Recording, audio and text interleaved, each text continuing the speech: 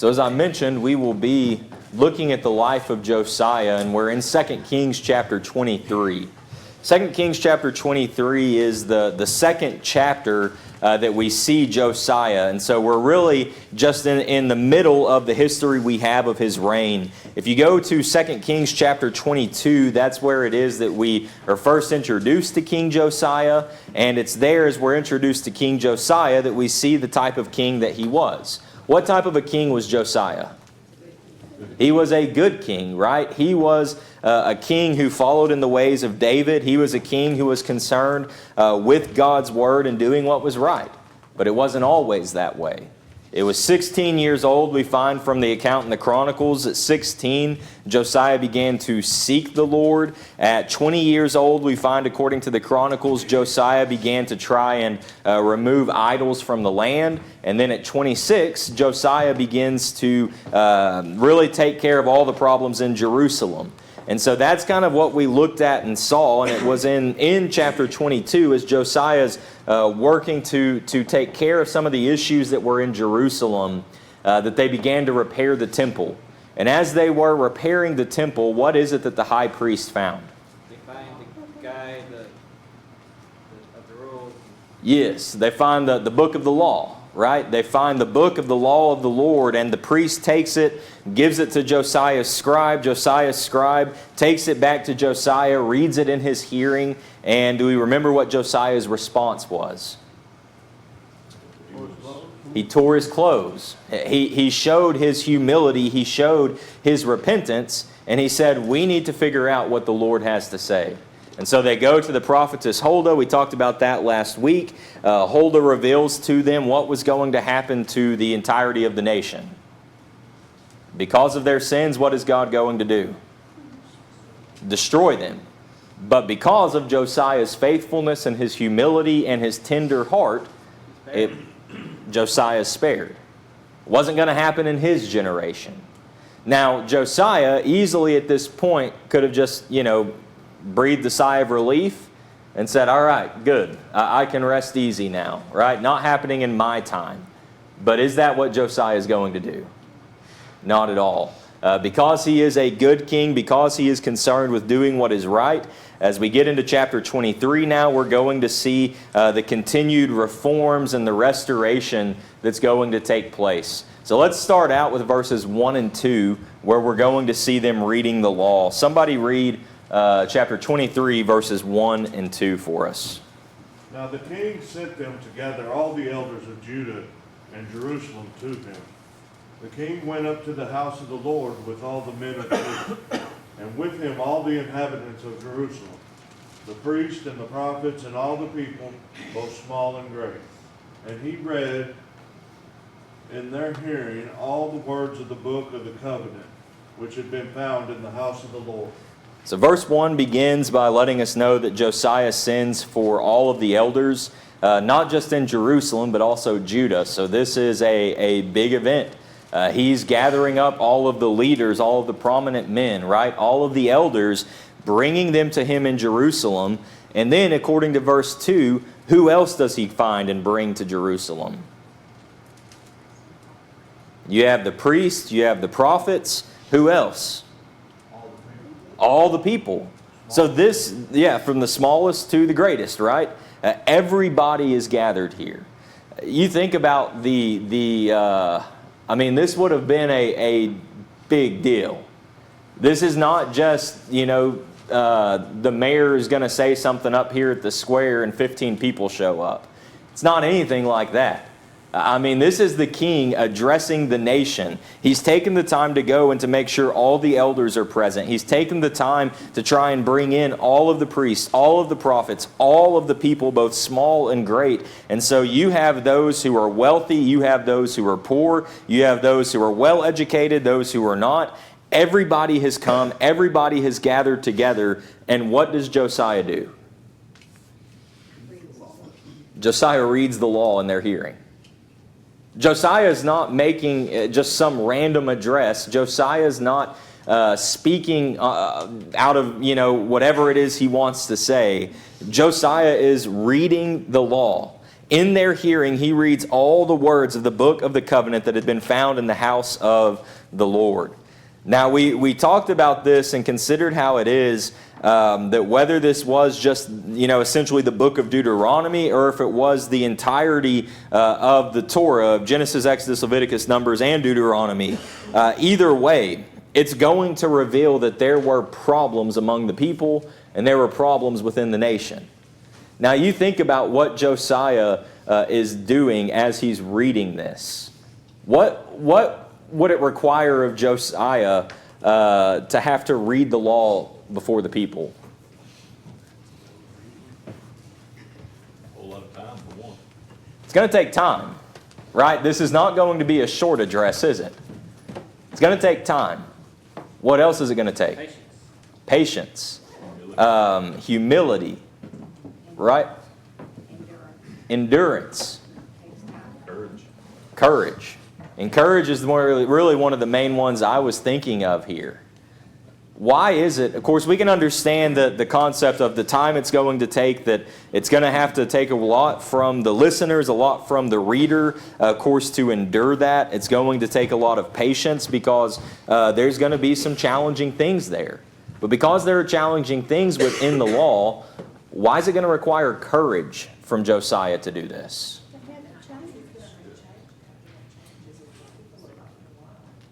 Right. He has no idea how they're going to respond. He knows what he wants to do, what he thinks they need to do, but he has no idea how they're going to take it. Exactly. When the law is read, when the truth is revealed, it leaves the people with an option. We can change, or we can reject it. But the fact that Josiah is the one who's reading this, what is that telling the people that Josiah wants to do? He wants change. He wants change. How well is that going to go whenever you have everybody gathered together? Not everybody wants change, do they? Some people are going to be completely comfortable exactly where they are. Some people are not going to want to make the changes that the law demands. But Josiah, as a good leader, is not worried about that. He doesn't know how the people are going to respond, as Jared mentioned just a moment ago, but Josiah knows how he responded. And Josiah knows the responsibility he now has as the leader of the people to make sure they know the truth as well, to make sure that they do what it takes so that they can make the changes that he's trying to make. Did I see your hand, Andy? Wouldn't this primarily have been the high priest's job to do something like this? Typically, yes. The priests would have been the ones who had the responsibility to make sure to do the teaching. Now, I believe it's Deuteronomy 17, if I remember right off the top of my head, that you have everything there, requirements for the king. And the kings were supposed to regularly read the law, at least for themselves. But we'll see in a moment some of the issues, perhaps, as to why the prophets, or why the priests were not doing what they should have been doing. And in part also because we think about it, the book of the law has been missing for a while now. I mean, really probably for the duration of some of their entire priesthood, that they hadn't known the law. And again, as we keep moving through the chapter, we'll see some of the issues that were happening even within the temple complex, that I think may reveal even more as to the fact either they just didn't know or they really didn't care at this point. But Josiah is making sure, even if someone else isn't going to do their responsibility, he's going to make sure that everybody knows what should be being done. That's kind of what I was thinking, because I was thinking, like you were discussing, that this shows his character. If they're wanting to throw stones at somebody, let those stones at me, not held high, because I want to be the agent of change, whatever it takes to try to restore the nation to Right. right status. And that, like you say, that shows a lot about his character, that he's willing to take the heat on it, that if people aren't going to like it, I mean, he's basically telling them, come to me, right? Take it out on me. And that says a lot, shows he's a really, really, really good leader. Ms. Kay?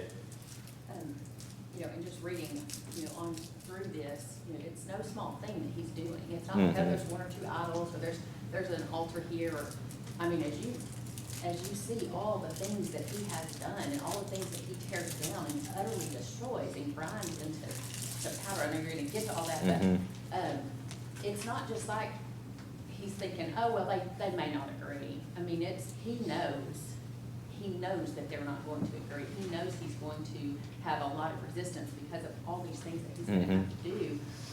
But I have a really good sister in Christ who's always told me when, there's something that I have to deal with, she's like, you can't worry about the response of the others. You stick with the truth and you talk to them about the truth. And as long as you have the truth behind you and God behind you, you can't worry about their response because you're doing what you're supposed to do. And that's what he's doing here. He's learned the truth, he's reminded of it, and that's what he's going to do. Well, and add to all of this, well, if you didn't hear Kay was mentioning even just thinking about all that would have to change, that it's not just one or two things, it's not just a couple of small things, but as we'll see through the rest of the chapter, just how much was going to have to change and how Josiah knew he was going to be met with resistance, but Josiah knew what needed to be done and he still does it. Add to that Josiah's age.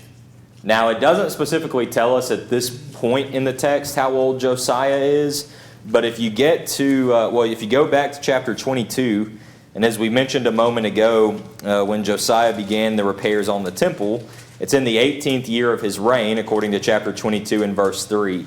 So he's 26 years old right there.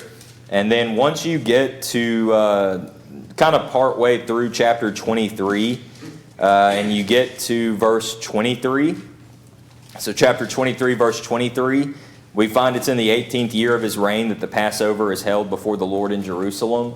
So all of this is kind of sandwiched between these dates of the 18th year and the 18th year. So chances are Josiah is probably about 26 years old. If he began reigning at 8, and if this is in the 18th year, and my math is right, that's 26, right? I was really questioning myself there. I don't do numbers. Normally I'd have to use my calculator for that. That's maybe kind of embarrassing to say, but it is what it is. Anyway, 26 years old. Can you imagine 26? Kaysen, how old are you right now? 26. Okay. Kaysen, do you want to come up here and tell us everything that we're doing wrong? No? But this is just a small crowd by comparison, right? How much courage did it take for Josiah? Because don't you think that someone's going to say, Josiah, you're just a boy. Right? Josiah, you don't know. Josiah, I've lived twice the time that you've been alive. But did that stop Josiah? That's courage. How much courage is it going to take for us to be willing to teach the truth no matter what the response may be? It's going to take courage. David? It would be like us saying, we're not going to have services here anymore. Next Sunday, our service is going to be on the front steps of the First Baptist Church, and that's where we're going to meet. So how popular is that going to be? It's not going to be too popular. Not going to be too popular. Let's see, Johnny. He was just trying to do his part. Priests were doing their part. But just like people today, the listeners had to do their part, pay attention, not let it go in one ear and out the other, not even slow down. And then they had to obey it. Right, there's the responsibility laid on them now. And even with the responsibility laid on them, what we're going to find is that Josiah is not done. I mean, Josiah is going to try and do what he can to continue to show the people now what needs to happen in their life. Josiah doesn't just leave it up to the people. Now, of course, within their individual and personal lives, they're going to have to. But at least on the national front, Josiah is going to have to make sure that he continues to push and continues to do what he can to implement these reforms. And so as we start to get into this, let's have somebody read verse 3.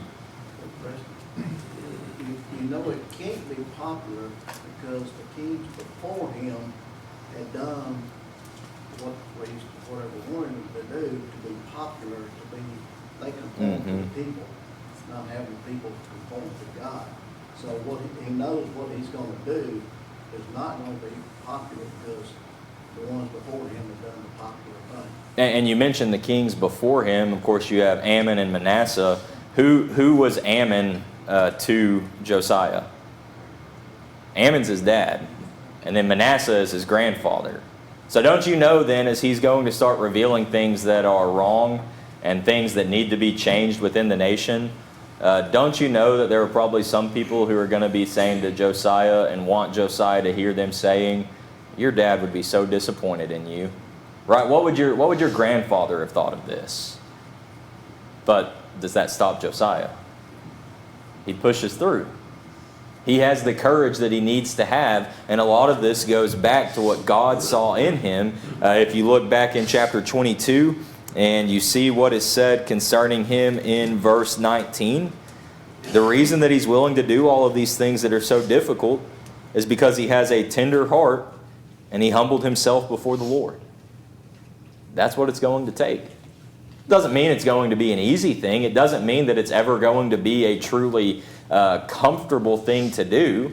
And if it ever is something that becomes easy or ever is something that becomes comfortable in a situation like this, maybe we need to kind of check our hearts in it. It wouldn't have been easy for Josiah, but Josiah knew what needed to be done, and Josiah does it. Not never good comes easy. That's right. Good things don't always come easy. I see Brandy. He was more concerned about not disappointing the Lord than not disappointing his grandparents and parents. He was more concerned about what the Lord says is correct. Yeah, and that's a really good point to bring out, the fact that Josiah is more concerned with pleasing the Lord than pleasing his family or pleasing even the people around him in the nation. I mean, certainly he has a responsibility to serve the people to the best of his ability, but that does not always mean that you cater to what the people may want, right? Sometimes the best acts of service are the ones that people don't even appreciate. And Josiah was going to do what was right because, like you say, he's concerned with pleasing the Lord in these things. So let's have somebody read then into this next section here. Go ahead and read chapter 23 and verse 3. Then the king stood by a pillar and made a covenant before the Lord, to follow the Lord and to keep his commandments and his testimonies and his statutes, with all his heart and all his soul, to perform the words of this covenant that were written in this book. And all the people took a stand for the covenant. When we look at this particular verse, we see where it is that after he finishes reading the book of the covenant, he's read the book of the law to the people, that Josiah, then it tells us he stands by the pillar and he makes a covenant before the Lord. What is the covenant that Josiah is making here? He's going to follow the commandments. He's going to do what is written in the book of the covenant of the law of the Lord. And how is he going to commit to follow these things? Is he going to do so half-heartedly? Or only when it's convenient? Only when it's not going to cause problem or be met with resistance? How's he going to do this? He's going to be steadfast, and he's going to do it with all his heart and with all his soul. Right? Josiah is indicating with everything that I have, right? The entirety of my being, I'm going to follow you. I'm going to keep the commandments of the Lord. And in doing those things, he's also saying, I'm going to do whatever it takes. I'm going to put these things into practice. I'm going to perform the words of the covenant that are written in this book. So when we think about the way that Josiah does this and makes this covenant, and then encourages and motivates the people to do the same, the people are making the same covenant, right? Josiah reads this law before all the people, and then Josiah takes the stand. Josiah doesn't know if anyone else is going to follow suit, but he says basically, with everything I have, Lord, I'm going to follow you. I'm going to do what you want me to do. And then the people do the same. But if we think about Josiah's example in this, how should we follow his example in this commitment? I guess my question is, should it be any different for us? No. When you look at the fact that Josiah is going to follow the Lord, what's the implication in that? If Josiah is following the Lord, then who's doing the leading? The Lord. The Lord's doing the leading, right? He's following the Lord in these things. He's following the Lord's direction. Of course, where is he getting that direction from? From the law. All right, so for us today, should we follow the Lord? Be led by Him? Where are we going to get the direction? From His Word, right? We should be led by God. Whenever it is that we're going to follow Him, be led by Him. What's it going to take on our end to keep these things? It's going to take the entirety of our being, isn't it? Because if we are not fully committed, if we're not giving it our all, then as soon as something difficult comes up in life, we're just going to kind of set that to the side and do whatever it is we want to do over here. You think about what it is that was crucial within the Hebrew homes, something that was, at least traditionally they say, was recited and learned by children at such a young age in Deuteronomy chapter 6, verses 4 and following, where it is we see it says, "Hear, O Israel, the Lord our God, the Lord is one, and you shall love the Lord your God with all your heart, with all your soul, and with all your mind."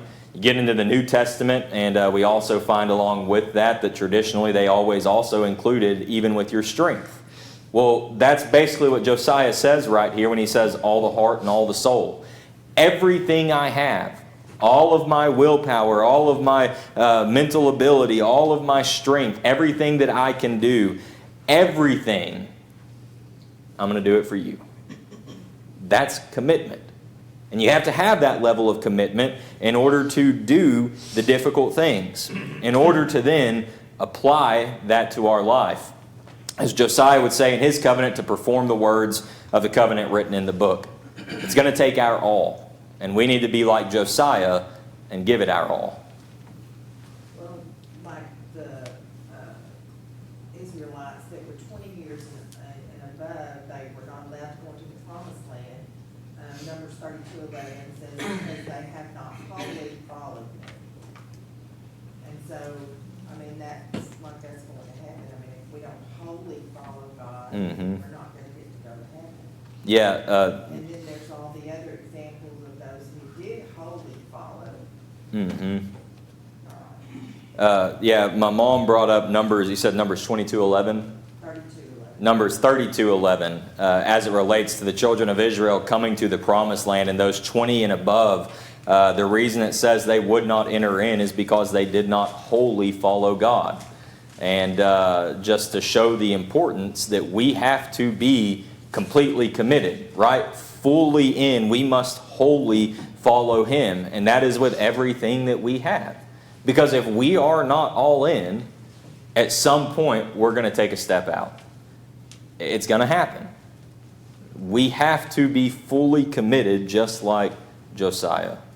Jared, did I see your hand? Yeah, the circumstance, of course, is quite unique in this text. You know, the law was gone. They just didn't have it. We have the Word. It's readily available. It's easily found. You know, and at some point we do come across it. We do begin to learn it.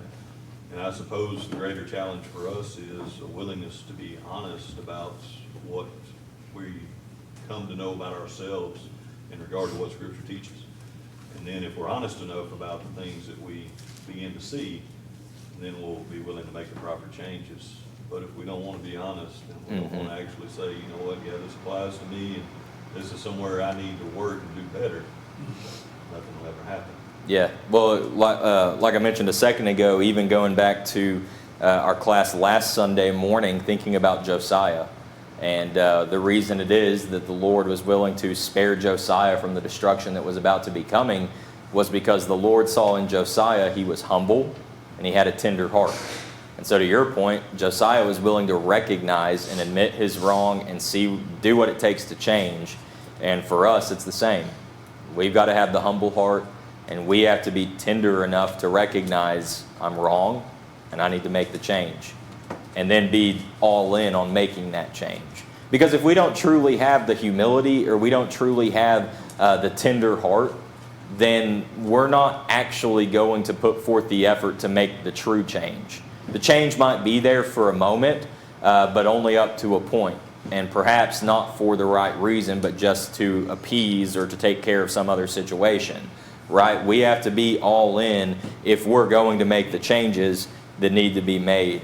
And the people are going to have to do the same as Josiah. Of course, the people make the same commitment that Josiah does. Now it's going to be up to them to make sure that they're going to follow through and do the right things.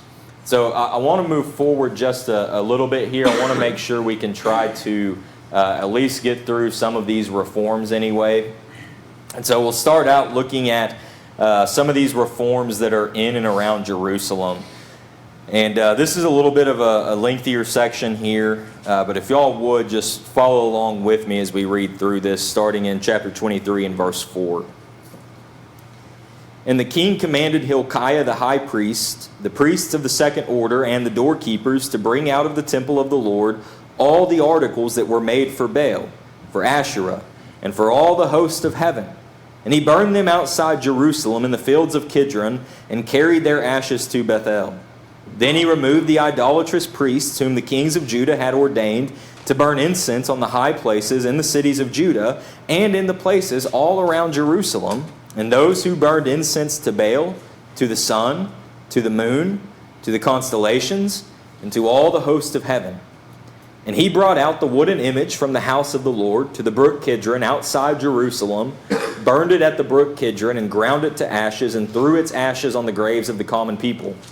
Then he tore down the ritual booths of the perverted persons that were in the house of the Lord, where the women wove hangings for the wooden image.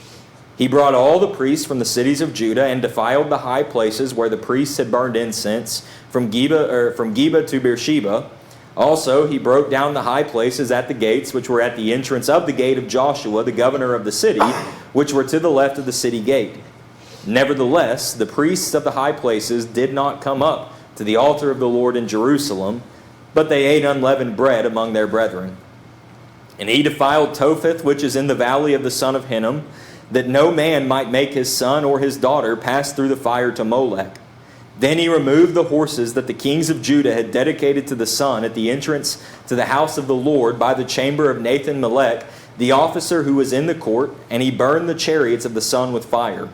The altars that were on the roof, the upper chamber of Ahaz, which the kings of Judah had made, and the altars which Manasseh had made in the two courts of the house of the Lord, the king broke down and pulverized there, and threw their dust into the brook Kidron. Then the king defiled the high places that were east of Jerusalem, which were on the south of the Mount of Corruption, which Solomon king of Israel had built for Ashtoreth, the abomination of the Sidonians, for Chemosh, the abomination of the Moabites, and for Milcom, the abomination of the people of Ammon. And he broke in pieces the sacred pillars, and cut down the wooden images, and filled their places with the bones of men. And we'll stop there for right now. And if we were to keep reading, we would just keep reading more of the same. But just based on all of that we just read, what all was taking place in and around Jerusalem at this time? I mean, you have a ton of idolatry. Mixed in with this idolatry is really any and everything you can imagine.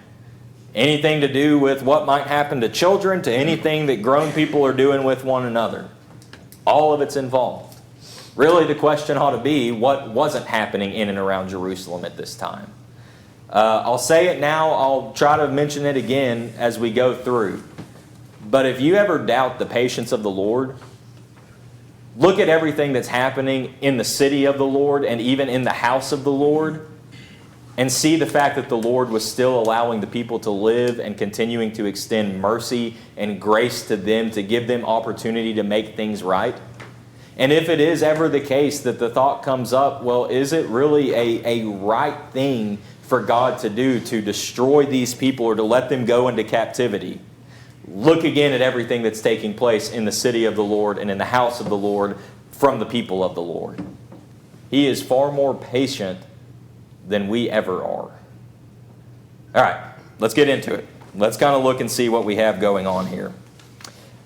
You look at what Josiah is doing. Verses 4 through 9 kind of deals with Josiah and the priests and things that were taking place. Verse 4, we see where it is that they start by bringing out all of the articles that were made for Baal and for Asherah and for all the host of heaven. So basically, any god, any idol that you can think of, there was some form of worship going on to them. There were certain items that were important to their religious ceremonies that were there in Jerusalem and even in the temple. And so Josiah has them bring all of these things out, and he takes them outside of Jerusalem to the Kidron Valley, and what does he do? Burns them. And it's not enough just to leave the ashes there, because he then takes the ashes and removes them to Bethel. They get rid of these things and make sure that no one else would ever use them ever again. It's not like they just took them and threw them out of the city so that at some point down the road, if someone wanted, they could go and find it again and use it again. It's not what happened, was it? What did they do? They completely and utterly destroy it. Do you think there's any application that we can learn from that and put into practice in our life? Completely do away with the sins that we've had in our lives. Yeah. Put them as far away from us as we can and try to utterly destroy them. Don't leave ourselves the opportunity, right? Completely get rid of the sin. Completely get rid of whatever it is in our life that may be keeping us from God. You follow this example of Josiah and you realize it's not even just getting rid of it for self, but also to some degree making sure we get rid of it for others. That we don't throw it out there and leave it for someone else to come along and to find, but we get rid of it. Burn the chips. You've got to burn it, right? So no one can come along and find it. Sometimes it might literally be something that we need to burn, right? We need to set fire to it and be done with it. Sometimes it might be something we need to flush away. Sometimes it might be something we need to pour out, right? Whatever it is, get rid of it. Don't leave yourself an opportunity. Don't go put it in a storage unit so that years down the road you might come and find it later, because you never know when you might want it again. It's not anything like that. Get rid of it. Get rid of it. Get rid of it. Even if we keep going and we keep thinking about what's happening here, you get into verse 5. And you see how it is that concerning the priests who had been ordained by the previous kings to burn incense in these high places, Josiah removes these idolatrous priests. They're not going to be doing this type of work anymore. You get into verse 6, and in verse 6, the New King James says that they took the wooden image and burned it outside of the city. Depending on your translation, it may be a little more specific that this wooden image was the Asherah. And so the Asherah was essentially this female fertility goddess. And so they had these idols to her, these wooden images that had been built and constructed to Asherah. And what do? Take it outside the city, burn it, and then throw the ashes on the graves of the common people. That doesn't necessarily compute with us today about what the purpose of that was. But in that time frame, what history tells us is if you were to take and to burn an idol, right? Burn a god or a goddess, and then you take their ashes and you sprinkle them or you throw them out on the graves of a common person, what you're doing at that point is you're saying that god or that goddess is on the same plane as the common people, that there's nothing special at all about them. And so that's what's being done here, that it is completely desecrating that idol that so many revered. You get to verse 7. In verse 7, the New King James is really pretty tame. The New King James just says that they tore down the ritual booths of the perverted persons that were in the house of the Lord, where the women wove hangings for the wooden image. Of course, the fact that it mentions there that there were the perverted persons, we can know, well, whatever's taking place, it was something that we probably wouldn't want to take any part in.